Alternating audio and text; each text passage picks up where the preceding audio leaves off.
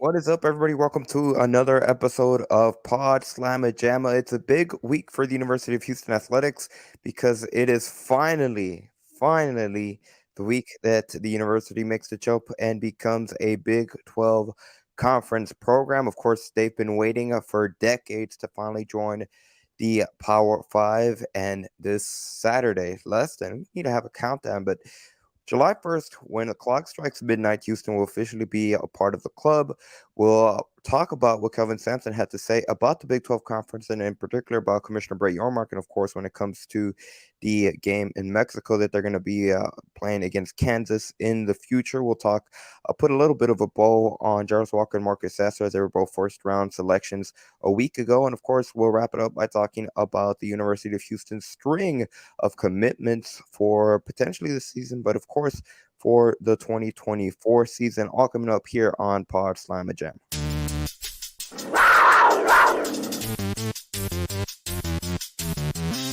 Got high standards, high goals, and we know what it takes to get there. I want to be unguardable, if I'm honest.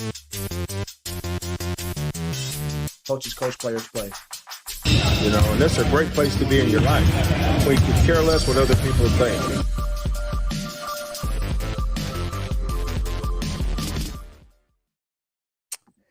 So, as always, join me, Dayon Dunlap. First and foremost, Dayon, how are you doing, sir? I'm doing pretty good. The countdown to Saturday, man. It's a long time coming. How about yourself? I'm doing great. First, I'd like to give a shout out to everybody that's watching us live on YouTube. And of course, we hit a big milestone yesterday on Monday. We're recording this on Tuesday. We're live here on Tuesday for anyone that might be listening to the audio only version, or if you're checking us out on YouTube. After our live stream, we officially hit 1K subscribers. We can't say thank you enough to everybody. If you are a subscriber, heck, even if you're new to the channel, feel free to hit the subscribe button down low and continue to support us. It's been a big milestone that we set out when we launched the Pawd Slama Jama YouTube channel back in September of 2022. And just before Houston goes into Big 12, we finally achieved that milestone. So it was a big hoorah for us being able to achieve that. And of course, follow us on our other platforms, whether it be on Instagram or on TikTok, where it's all lowercase letter HQs, or on Twitter at Pawd Slama Jama. If you are joining us here on the live stream, feel free to talk with us on the comment section. We'd like to hear from you guys, or even add us on Twitter at Pawd Slama Jama to have that conversation with you guys. But of course, let's get right into it. There's Big Jack 512. He says, congrats, guys. We appreciate it. Thank you for being a support on the channel. But Dayon, let's get into it. Let's start with Marcus Sasser and Jarvis Walker. Let's just put a bow on that. Of course, both of them were drafted a week ago, last Thursday. Jarvis Walker went number 8 overall. He will be an Indiana Pacer. And Marcus Sasser went number 25 overall, and he will be a Detroit Piston. Kelvin Sampson talked about both. I'll put the clip here in a minute, but anything that stood out to you about what Kelvin had to say during his availability earlier this morning? It made me think that he has influence on some I don't want to say influence, relationships. I think it makes me think he has relationships with coaches, because to hear him, what he said, Monty Williams, and I actually saw the clip what Monty Williams said about Marcus kind of being a rock. It really stood out to me. And Marcus kind of really is a poster child for Houston, under-recruited coming into Houston as far as the outlets go. He was under-recruited, got better every single year at Houston, then developed into a first-round draft pick. Jarvis is pretty much what's to come. More one-and-done players. I know Coach Sampson is going to build the program around it, but I think with more notoriety, more success, we'll see more one-and-dones coming through Houston as well. Most definitely. I'll talk a little bit more about it on the other side of this break. Here's what Kelvin Sampson had to say about both Sasser and Walker. Well, there's a couple of teams. I shouldn't mention the teams' names. That's not fair to them. But the teams that inquired the most about Marcus had playmakers. And I felt that would be a good spot for him. With kids like Cunningham, Ivy, the way they're set up, Troy Weaver, who I've known for a long time, the general manager, and Monty Williams, the coach. It's just a great spot for Marcus. I mean, couldn't ask for a better place. He's got a playmaker. He's got young guys that are growing together. Detroit's an awesome basketball city. They're starving for a winner.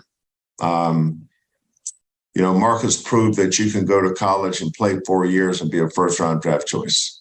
And I'm just really happy for him. The credibility and respect that Monty has. Monty will appreciate Marcus, because Marcus shows up every day.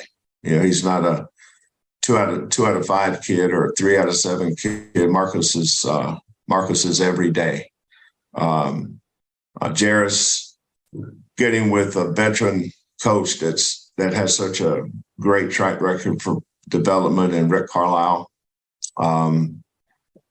is another great opportunity for him. They've got some good veteran players and good young players, and Jairus will fit right in there. Jairus's best days are way ahead of him. Marcus is probably set up to help more from day one, just because of his age and his experience and maturity. But I think the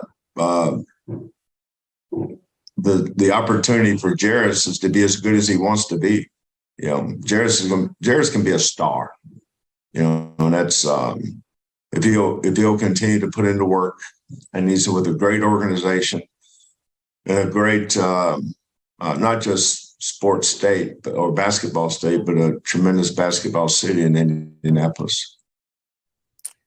So I wanted to go back to the comment you said down before the clip, and you heard kind of Kelvin Sampson allude to it a little bit. And to paraphrase Coach, he said, Sasser is really the example of a college student that can go play 4 years at the college level and still be a first-round draft pick. Now, something else that Sampson told us in the morning in the media session was, for Sasser, really, it was all about working his way up into being a first-round draft pick last season.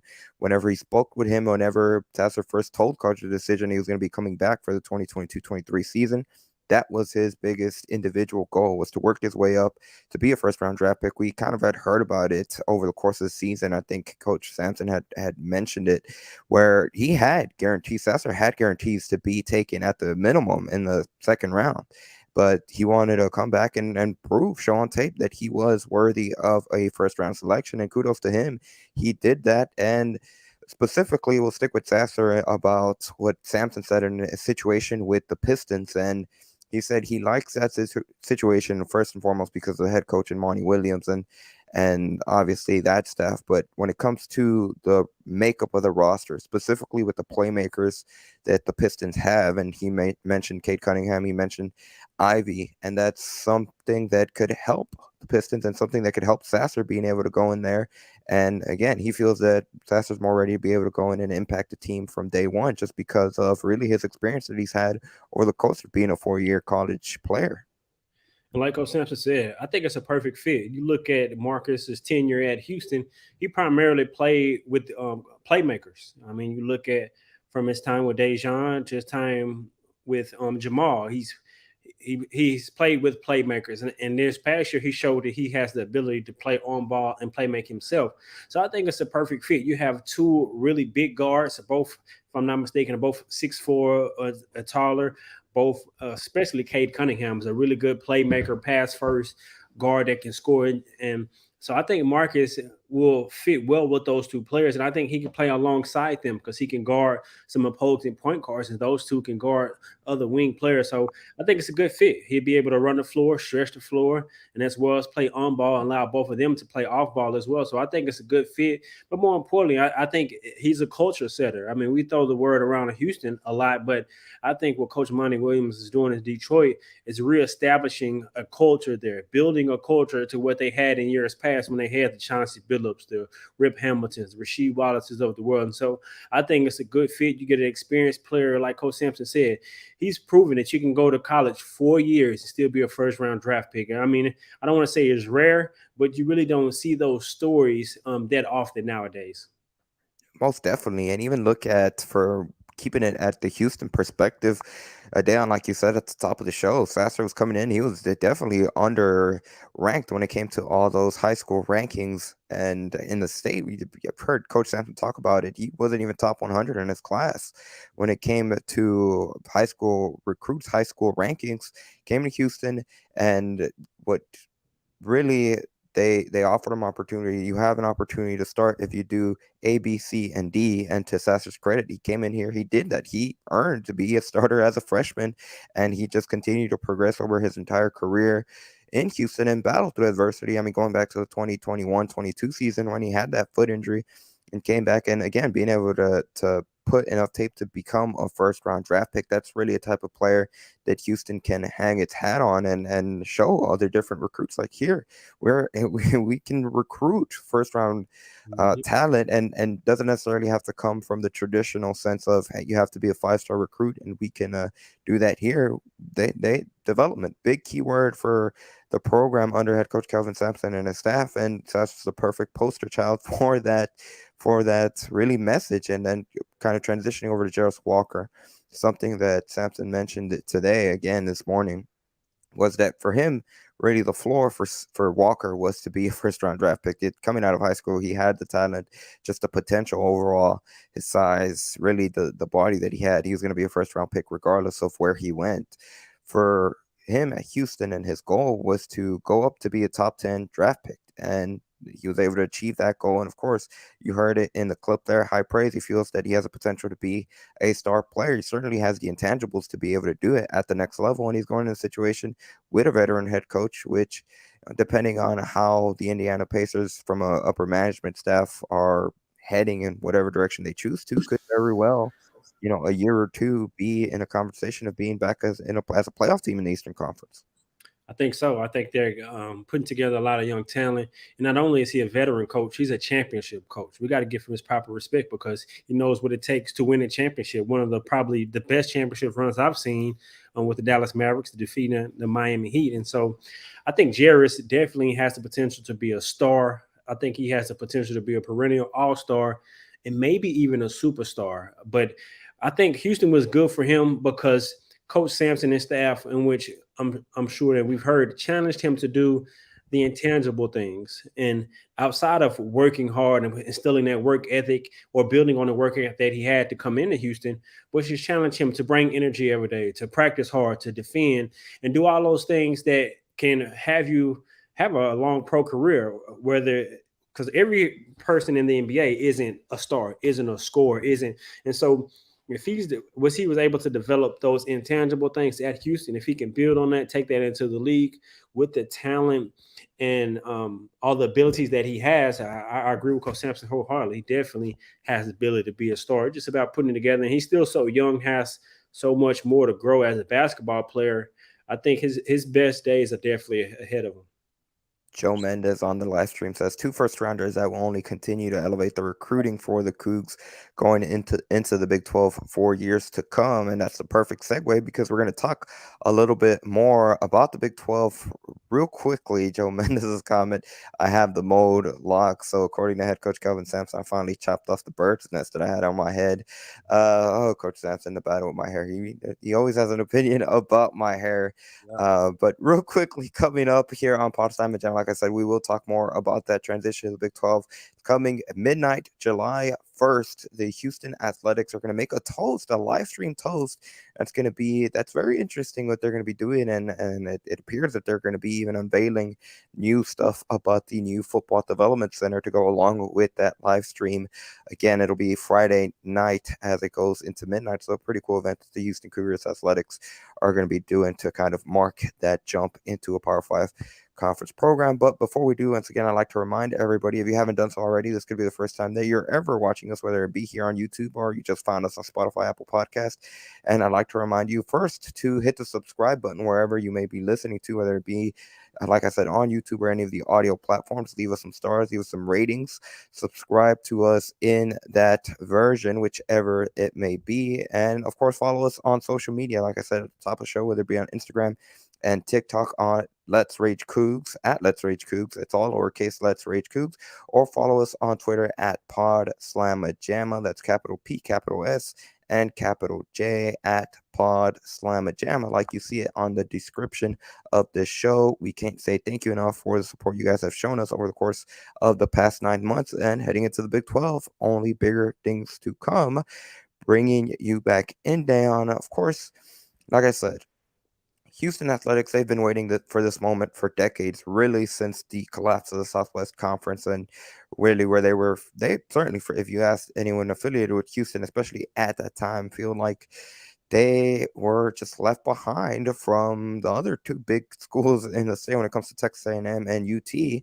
And when they was the creation of the original Big Eight, that conference. And we've heard various coaches. We've heard head coach Dana Holgerson from the football team, and we've heard even Sampson over the course of the season when he was asked about the Big 12. What that really caused U of H is you see a lot of these programs, specifically, like a Texas Tech, like a Baylor that was chosen as a part of the original over school, like UH, and just the resources they were able to pull together and have being able to be all those additional years in a Power Five conference that Houston just hasn't been able to have, and they're finally going to be able to begin to try to catch up because they are far behind when it comes to resources standpoint to compete with those other schools in the state, not even looking at the powerhouses in A&M and UT.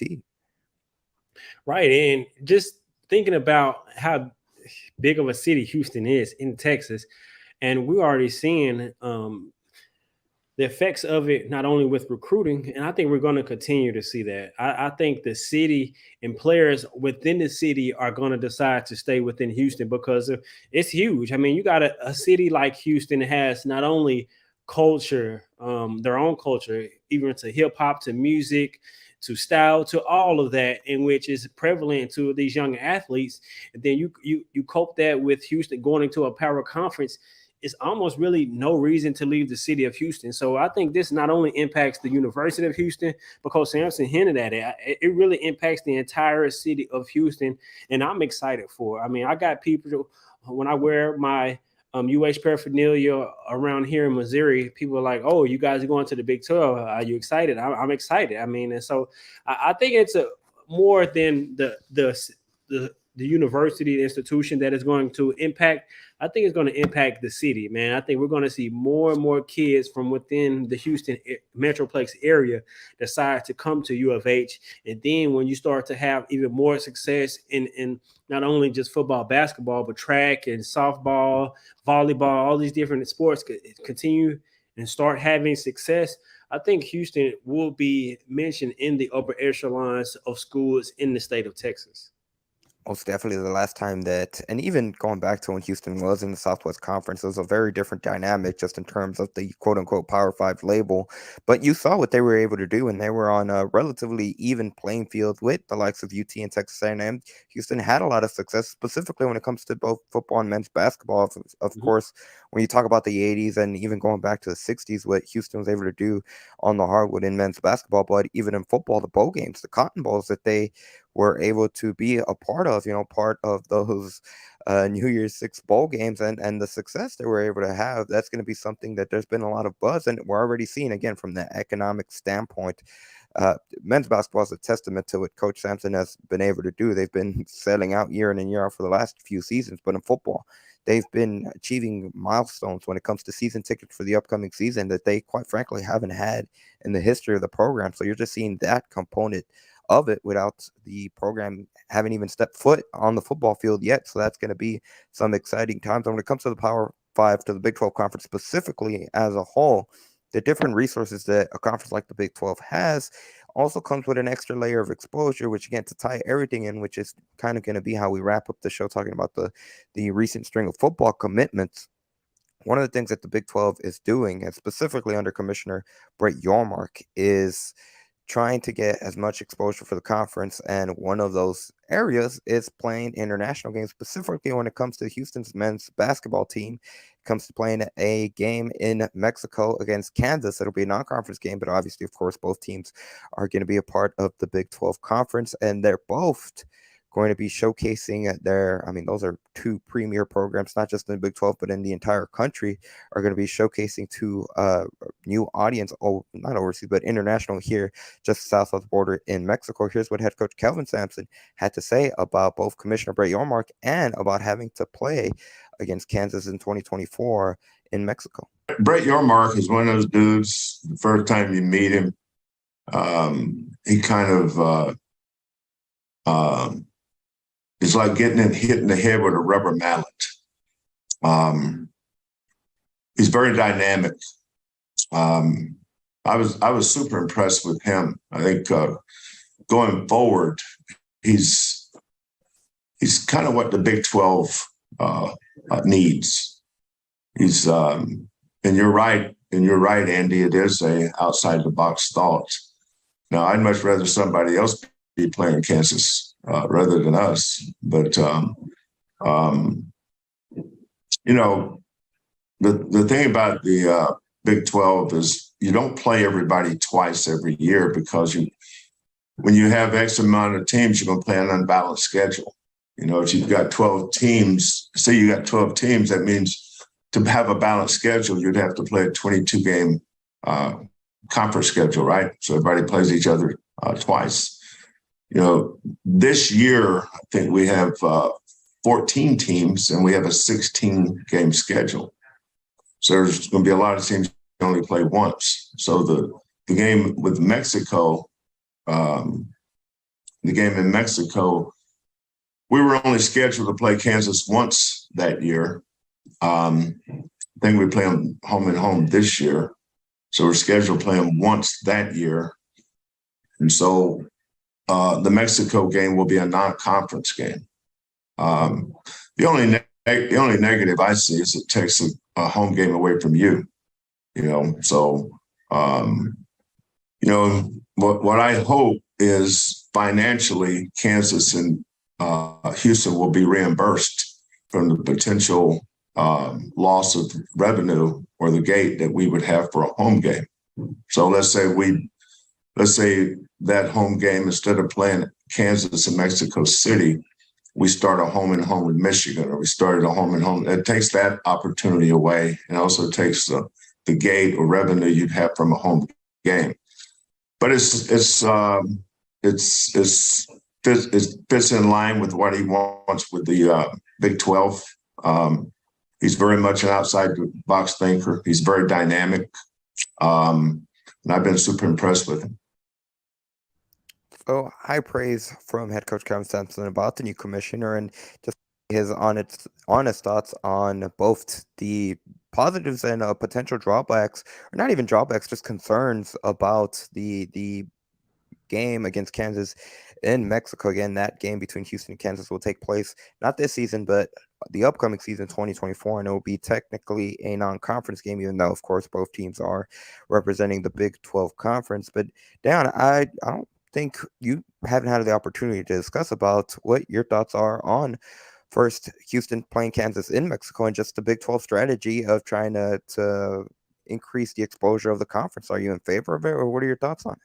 I'm definitely in favor of it, especially for Houston, who has such a large Hispanic demographic in Houston and throughout the Texas area. I think it's a great idea to expand not only Houston's brand, but the Big 12 brand globally. I mean, I know it's outside of the U.S., so I'm in favor of it. I like Coach Sampson's idea of reimbursing both institutions with the potential of revenue that they were lost, or even reimbursing the institution with the money that they spend to get to Mexico, because of both institutions will have to pay to get there, and of course all the costs with the athletes and et cetera, et cetera. So I'm in favor of it. I think it's a great idea. I think I like the Houston and Kansas matchup, but I would have preferred two Texas teams. I think Houston and Tech, or Houston and Waco, or I think two Texas teams would have been a better matchup.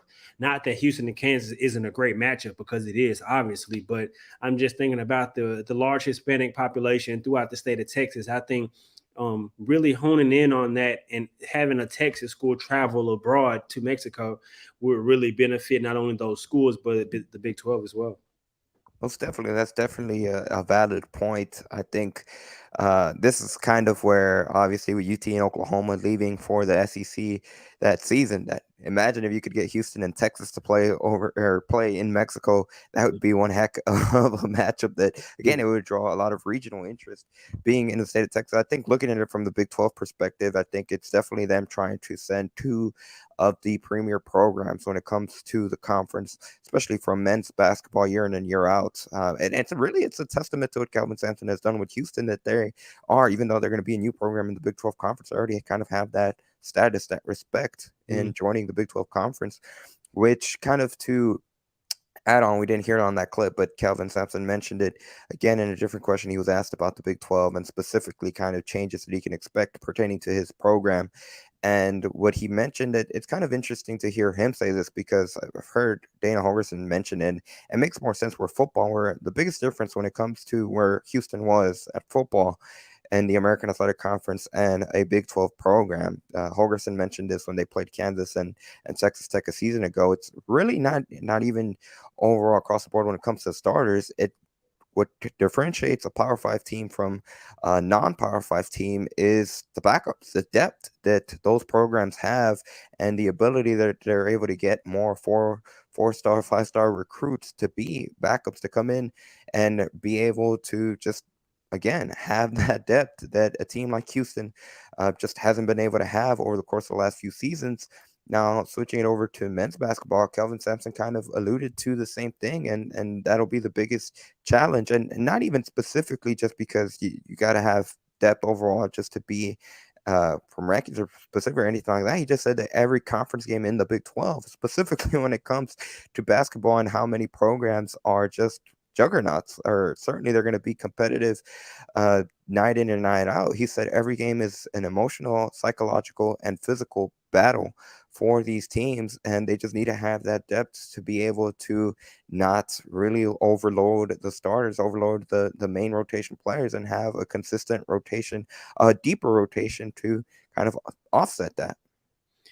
Right. And there's so many things that were going through my head as you were reiterating what Coach Sampson said. And just starting with the mental aspect of it. When you travel in the Big 12, it's going to be a huge difference going to crowds versus going to playing against a Tulane or playing to Yeah. get a Temple or things like that. And so a psychological aspect, I think that's something to take to horn in. And not only that, you have to have quality depth. Not to say that Houston hasn't had quality depth in the past, but I think that Coach Sampson realized you have to have a quality depth that in any given situation can be a starter or play valuable minutes and actually impact the game. And so I think that Coach Sampson is really, really honing in on that and really realizing that, because I mean, you look at last year, the depth that they had was freshmen coming off the bench. And Hmm. not to say they aren't quality players, because they prove that they are quality players, or I don't think they would have been at Houston anyway. But just going into a bigger conference, you don't always want to rely on youth, especially when every game is like a tournament matchup because of the quality of the teams. And so I think Coach Sampson, of course, he loves players with experience. And like he said, the only way to get that experience is to play. And so I'm just excited. I mean, I think as long as he is at the helm, him and his entire staff went to Houston, I'm confident that the team can produce and continue to be in the upper echelon of teams, what they were in the American in the Big 12. I think not only will Coach Sampson be one of the better coaches, and he'll add to the list of Hall of Fame coaches in the Big 12, but I think he's going to have his team prepared psychologically because he's been there. He knows what it takes, and I think they're going to really, really lead on his experience and some of the assistant coaches like Coach Q and some of the other coaches that played in that conference that actually knows what it takes. And so I think Coach Sampson, of course, I agree with everything he said. And the Big 12 is going to be a challenge in itself, but you have to have quality depth, because we didn't even mention injuries, in which Houston Yeah. years ago went through that, and you had to Two have seasons. 2 seasons ago had to have that depth. And so, I mean, you definitely need depth. Yeah, I'm just look at the makeup of this team. They added two key veterans in Eldrick Cryer and Damian Dunn, but they are going to have a lot of returning players that do have experience. The guys like Ramon Walker, Terrence Arsenault in his second year, top to bottom, and of course the big piece in Javier Francis, who Sampson has been high on over the course of last season. Kind of see him take that next step in development and kind of step into potentially a starter role for Houston will be definitely something to watch in Houston's first year is as a Big 12 school. Now, the last thing, and kind of your point, Dayon, and specifically what you mentioned, of course, with having to play different crowds where night in and night out, it's just going to be a madhouse just because of how the Big 12 are. I think the crowds could definitely are going to be electric, no doubt about that. But I think something that Houston has had, not the favor of something that they're going to have in their favor, is just last season having that number one ranking a Mhm. lot of times, even though they were playing I can speak from experience, especially that. I mean, when you think of East Carolina, you think of Tulsa, Tulsa much less, but East Carolina, you don't necessarily think of them as being a basketball powerhouse. But when Houston came to town, it was literally like if look at it from a pros perspective, it's like if the New York Yankees were in town, Yeah, kind of trying to compare it in that aspect. I got There you. were hotels near in Greenville when East Carolina, they were literally packed. They were sold. Like they didn't have any rooms to spread because people had come in, alumni had come in to see the game, and even something else, just the Sampson family dynamic too, because a lot of them were there to see Houston too. Family ties with the Sampson family as well for that game. So they kind of have that in their favor. To answer the comment from Mr. Smith in the live stream, is Malik Wilson withdrawing from the transfer portal? I do not believe so. Even then, Houston technically does have one scholarship spot open, but I do not believe that he. I haven't heard anything about him withdrawing from the transfer portal.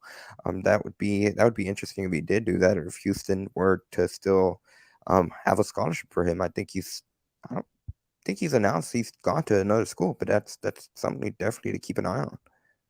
Yeah, I haven't heard anything like that about that as well. But just one of the points that you made it, and is a really, really great point, is like you said, when Houston went to East Carolina, had that number one ranking. I think they're still going to have that target on their back, not only because of their Houston, because I'm expecting them to be ranked as well. And each team is want to go to prove that they're better than Houston. So that's a really Mhm. good point, and I think that aspect was to their benefit. And like Coach Sampson said, the players that they brought in have played in big games against big crowds and have a lot of experience. And to my point a second ago, Terrence, Emmanuel, who were young players last year at JVA, got experience playing against those big crowds and big games. And so I think they're going to be a little bit more seasoned, more calm, and more sure in themselves and confident in themselves when they're in those moments to be able to impact the game and produce to their liking. I will say this though, I don't think there's anything that can compare to Allen Fieldhouse when Houston does have to play in Kansas for that game. Yeah, no, I would agree, and I would agree. I don't think there's nothing to compare. I think from what I hear, I'm like a couple miles outside the state of Kansas, and people tell me that it's so small and compact that it's in favor to Kansas because it almost feels like the crowd is on top of the court. And so Hmm. I definitely want to experience a game there as well. But I mean, you're definitely right. I don't think it's nothing that can prepare you for an atmosphere like that. Couple other notes from Sampson's availability on Tuesday morning. First, the one that kind of stood out to me was about Cordell Jefferson, and he had Yeah. surgery on his wrist. I found it interesting that he didn't even know about it until he came to campus and they did an X-ray on him. And Sampson kind of cracked a interest there. He said an interesting joke where Jefferson's father told him, "Oh, that explains his free throw shooting in high school a season ago." But that's just something to keep an eye on. Shouldn't be anything that hinders him once the season starts, but that's certainly something that caught my eye. And even the exhibition game, the Houston will host UNC Pembroke, which is Kelvin Sampson's alma mater. I'd imagine that'd be the first week of November around that time when Houston hosts UNC Pembroke, and they already have a team that they will scrimmage likely the week before that, or probably in the same week, around Halloween week, leading up to the start of the season. He didn't mention what team that would be or what program that would be, but that's something to keep an eye on as well. And renovations to the second floor of the Guy V. Lewis development facility are underway. They have begun. He said he could hear the work being done from his office. And of course, the second floor of the Guy V. Lewis development facility is mostly focused on the living area for the players, or kind of the space that they spend most of their time when they're not on the practice court. So a lot of that is for the players themselves. And again, now that they're going to be in the Big 12, an ever-changing, evolving dynamic for the program to be competitive with those our other Power 5 programs. Dayon, is there anything else you'd like to add to kind of put a ball to the Coach Sampson's availability in the men's basketball team? No, not really. I think we pretty much covered it all. I think one thing that kind of stood out to me is he talked about his development, because we always talk about development within his coaching staff and his players.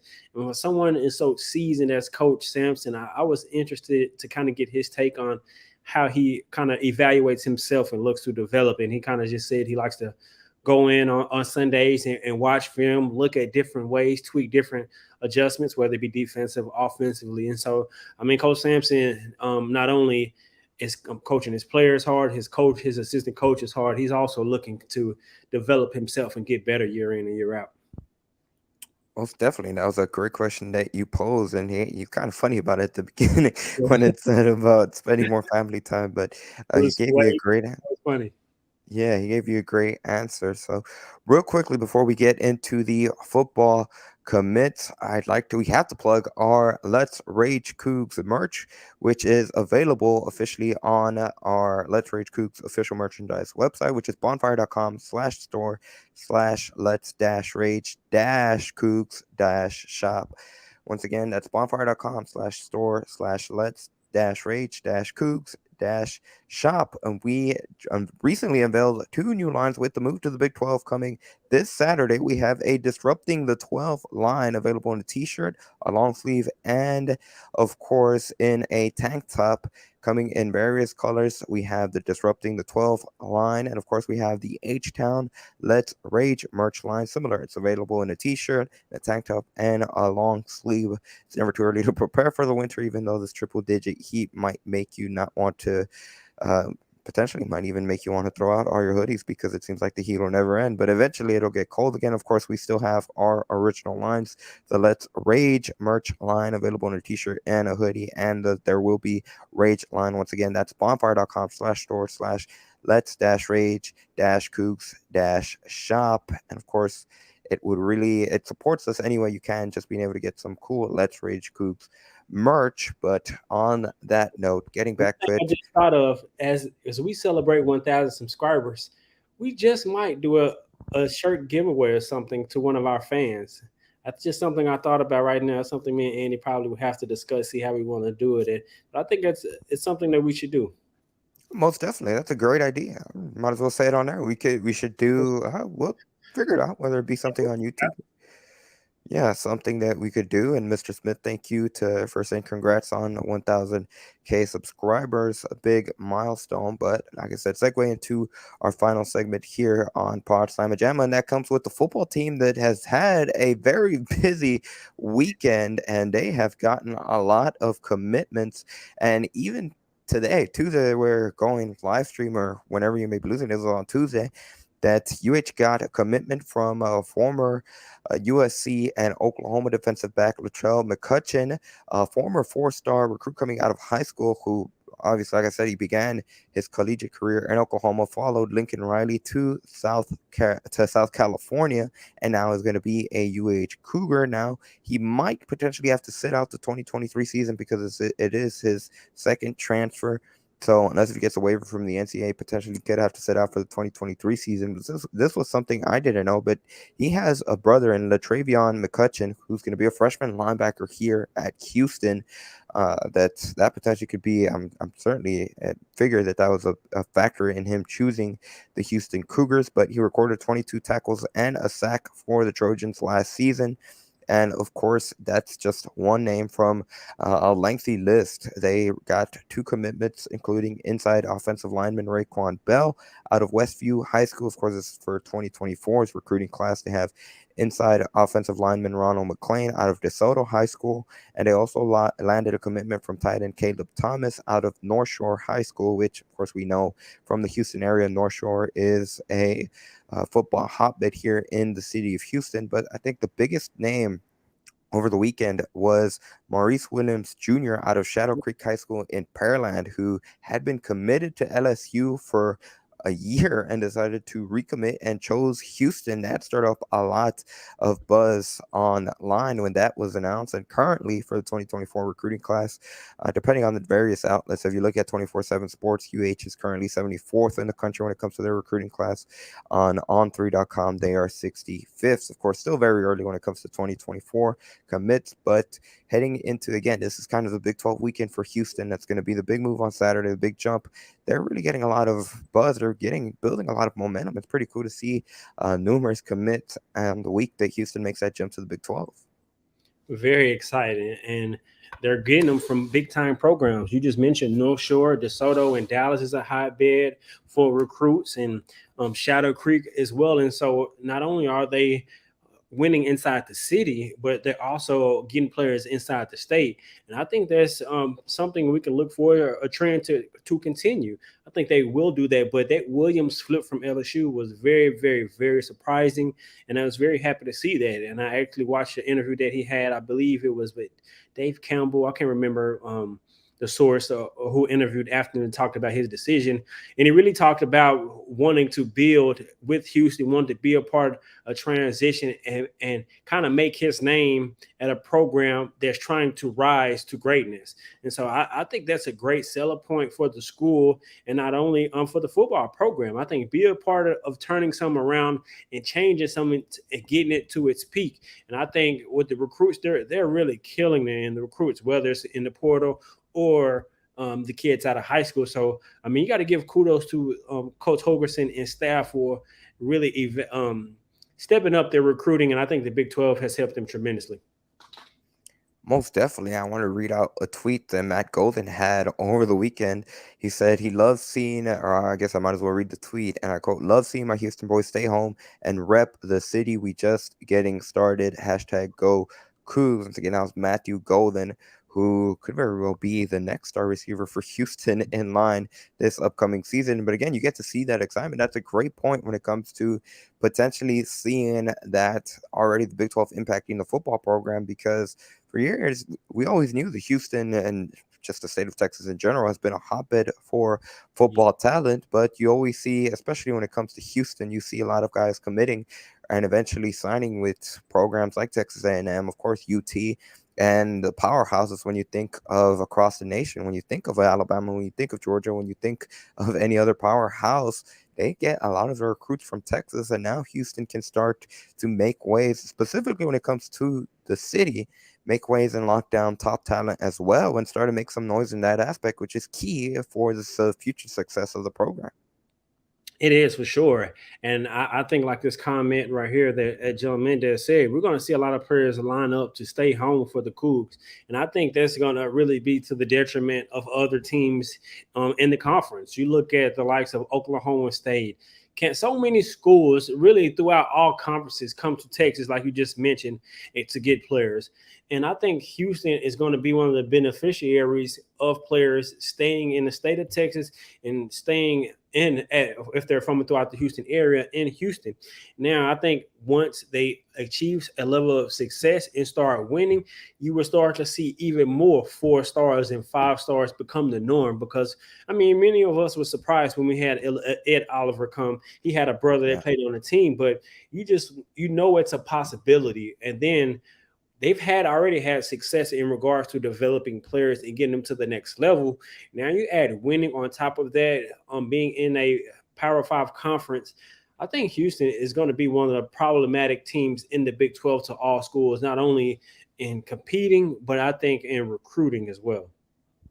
Yeah, Joe Mendez's comment on the live stream. The Big 12 will realize their greatest fear by having UH in the conference. The players will line up to stay home and play for the Cougs. Maybe not all, but definitely get their fair Yep. share. And that's a great point, Dayon, about, once the program starts to see success, it's just going to continue to be buzz. The buzz is going to continue to increase. It's kind of like a train. It's slow to start, but once it gets going, it's hard to stop it. And hopefully that's something for the football aspect, again, going back to when they were in the Southwest Conference and they were among the elite, or at least when it comes to conference, it was more than considered. If you look at it from a modern standpoint, very well would have been considered a Power 5 conference at that point. Houston had its fair share of success on the gridiron on the football field, especially going back to the 70s and 80s. And now Houston could probably, hopefully, get back to some of that level of consistent success. They've had stretches, of course, going back to 2015, 2016, and even in 2021 when they went to 11-1, but they haven't been able to consistently be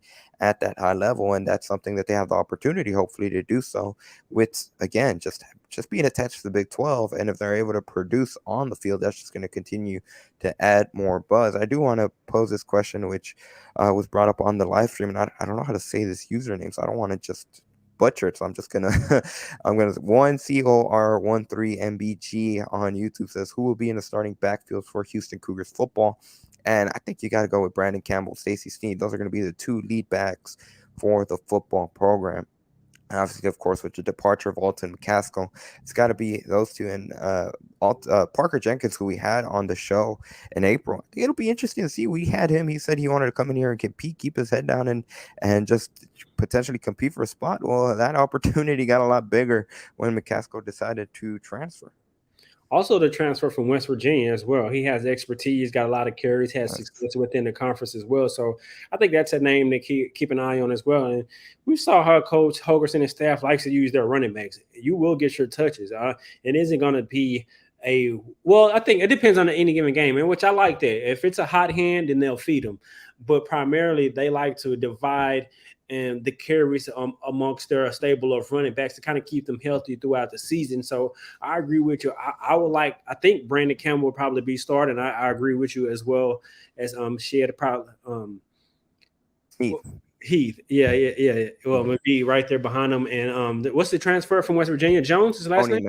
Tony Mathis Jr., who, interestingly enough, I guess he's technically following Holgorsen, because he was recruited by head coach Dana Holgorsen to West Virginia. He just decided to stick with them, and he's going to be a fifth-year option. So obviously he's going to be a very experienced running back, and he's been able to produce. He's increased his numbers each and every season that he was at West Virginia, putting together his best performance last season for them. He had 5 touchdowns and rushed for over 562 yards on the season. So again, the biggest thing, going back to what we mentioned earlier in the segment about depth, there certainly seems to have a lot of depth in that running back room, even though obviously, of course, you're not going to be able to replace a guy like McCaskill with just one player, but being able to fill them out with a lot of different depths. And at some point, someone has to be able to make plays and step in and take that spot by the reins, and who's going to be that lead back.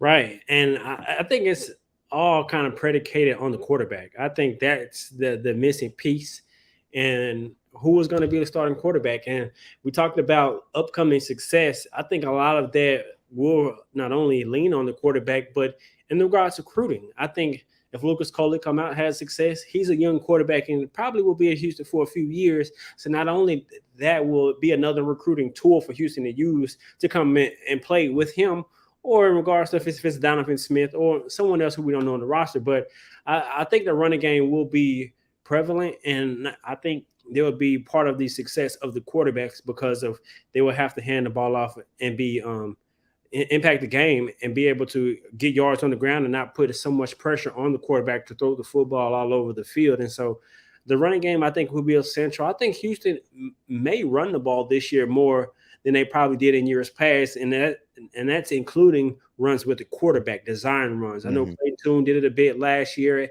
a lot at times, but in De'Aaron King and Greg Ward in years past. But I think this year Houston will probably be a 60-40 run team. Probably run it 60% of the time, throw it probably 40.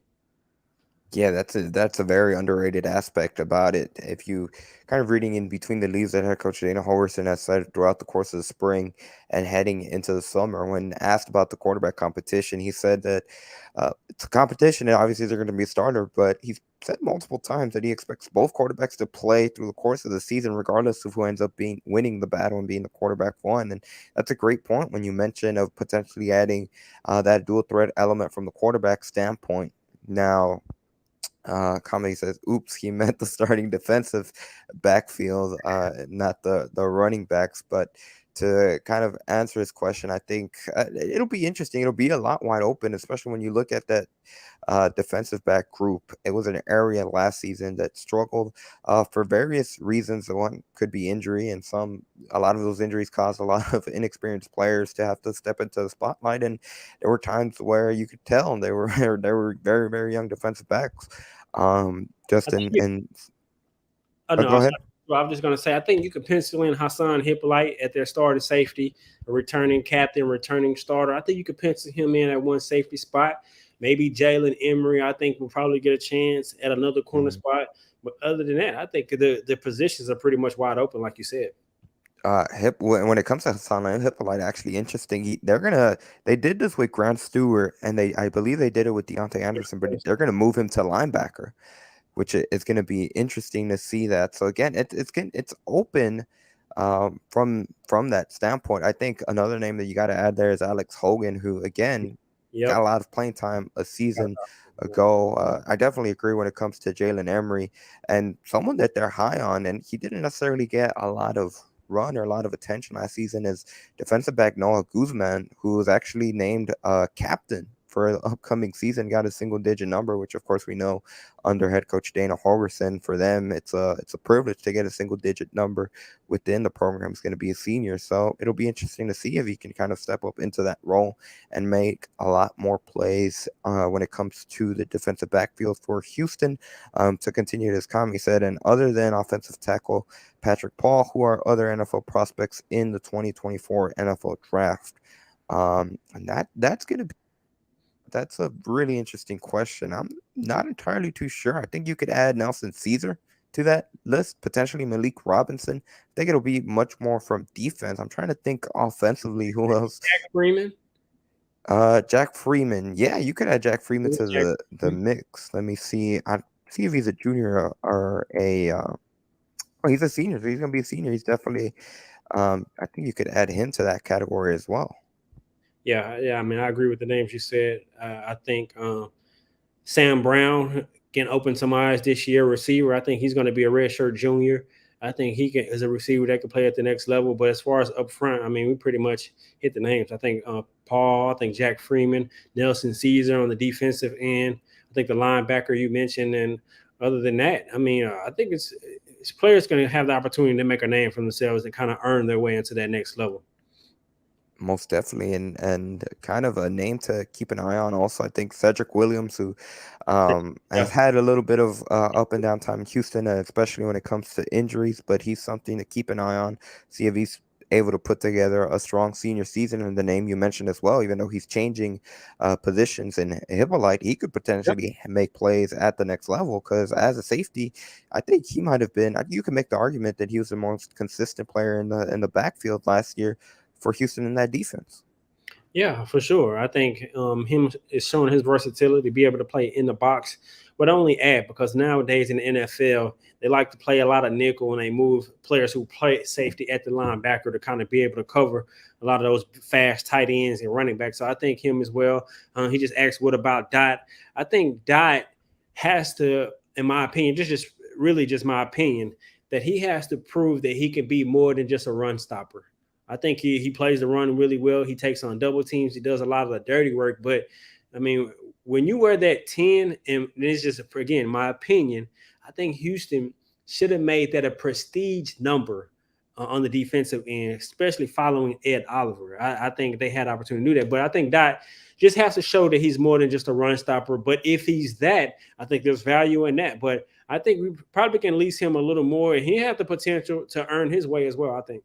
He'll be a junior next year, so I tend to agree with you. I think maybe not potentially making more plays, like in terms of getting more sacks on the quarterback, depending, especially if he's playing interior, much more difficult for Yeah. an interior defensive lineman to make plays, but just really do more of what he did last season. Now it's just being a disruptor. There were some times, there was a couple of hard hits that he just disrupted plays, and if we're able to see that more consistently, I definitely think by the end of the season, that he will definitely have enough film and definitely will have a valid argument to at the very least be able to see what scouts are saying and potentially explore being a professional after this upcoming season. But I think for him, it's just much more about consistently being able to be a disruptor in the Yeah. backfield, not necessarily just sacking quarterbacks, but just blowing up running plays, which is going to be crucial in the Big 12. And we saw, especially when Houston played Kansas, how much of a struggle that was for them in that game. So it's going to be an opportunity if he can be a consistent disruptor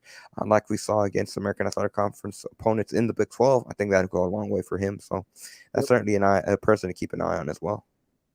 I agree 100%. I think, like you said, just be more consistent. He already plays with the edge and with relentless energy. You see him running, trying to run down running backs outside once they get on the outside. And so, like you said, just more consistent, be more dominant, and more plays in the backfield, more TFLs. And so, I think that he has a good chance for sure. And that's pretty much going to do it for today's episode. Jose Mendez says they got to consistently sell out 40K, the 40K one first. I'm pretty sure he's talking about attendance at TDCU Stadium. Yeah. For what it's worth, I think Houston's going to have a lot of success when it comes to attendance this year. I think last time I checked, I don't know if there are 27,000. They might. I think there are 25,000 when it comes to season tickets, period, which, regardless of what the number is, they're at the most, they've sold the most season tickets they've ever had in the history of GDCU Stadium heading into the season. And that's just the allotment that they have. That's not even factoring the student section that they consistently, obviously, seal off for the students and the band. I think it would be interesting. I think the minimum for this season, I'm not. I'm curious to see when you look at Sam Houston and UTSA, but definitely for that TCU game, the first conference game in the Big 12, I don't think there's any question that that's going to be a sellout. Yeah, there's no question. I think that's going to be a sellout. I think we will see more sellouts this year because it's like we've talked about in numerous podcasts. Most Houston fans come to see other teams, and so not only that, I think they're just really excited with Houston being in the Big 12. We're going to have a lot of alumnus who were part of those Big 8 days are going to come back and want to see those matchups. So I think you're going to have a large crowd, sellouts, 30, 40 plus thousand this year, regardless of the team is doing really, really well or not. I think the Houston fans are just so excited about being in the Big 12. They want to have a showing for themselves to be able to kind of have banter between other fan bases as well to actually show that they support their school. Most definitely. If you look at the Texas Tech and UH fans, they've already started in some aspects on social media. I think it'll be interesting. Again, UTSA and Sam Houston. I think the minimum that they'll have will be 35,000. Honestly, maybe that Sam Houston game could be a little bit less, but I think that'll be the floor. Honestly, when it comes to attendance this season, which it'll be a good thing. And I think in terms of being able to stay at that level will be determined on the field and the consistent success that the program is able to have. So get them in the building. Once they get them in the building, it's on the program to keep them in the building. So exciting times. Of course, like you mentioned, UH will commemorate the move to the Big 12 on YouTube, YouTube live stream on Friday night. I'm not entirely sure when it'll begin, but definitely for sure they'll have a toast at midnight. And like I said, it seems like they're going to be planning to unveil new information on the football development facility and potential even and stuff that they're planning for TDCU Stadium in terms of that aspect. So that's going to be exciting times for them. That's going to do it for today's episode of Pawd Slama Jama. We thank everybody that took time to comment, ask questions, and just congratulate. Um, like I said, thank everyone for commenting. We appreciate it, of course, for just sending congratulations for hitting that 1,000 subscribe milestone on YouTube. I said at the top of the show, my name is Andy Yanez. You can follow me on Twitter at Ayanez_5. Most importantly, you can follow the show at Pawd Slama Jama. You can follow us on Twitter, get or talk to us on Twitter, and we will respond. Otherwise known as the guy that just lost the bird's nest on his head. And Dan, I'll toss it over to you. Where can people find you? And as always, you get the last word. You can follow me on all social media platforms at Dayon Dunlap, like it's listed below. And we appreciate all the supporters who helped us to reach our goal of getting to 1,000 YouTube subscribers. Like we said earlier, a second ago on the show, please look out for the merch, support us with the merch. And as always, can't end an episode without saying go Cougs.